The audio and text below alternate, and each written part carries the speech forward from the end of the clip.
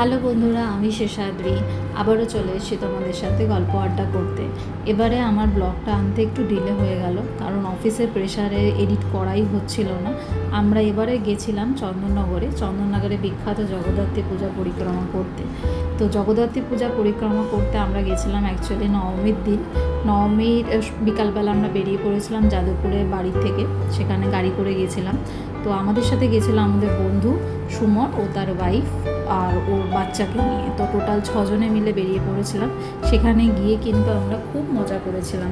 হ্যাঁ, আরেকটা জিনিস হচ্ছে, নবমীর দিন যেহেতু গিয়েছিলাম, প্রচুর ভিড় কিন্তু আমাদেরকে ঠেলতে হয়েছে। তো ভিড়ের জন্য আমরা খুব বেশি ঠাকুর দেখিয়ে উঠতে পারিনি। আমরা ওই 2 থেকে 3টে ঠাকুর দেখেছিলাম।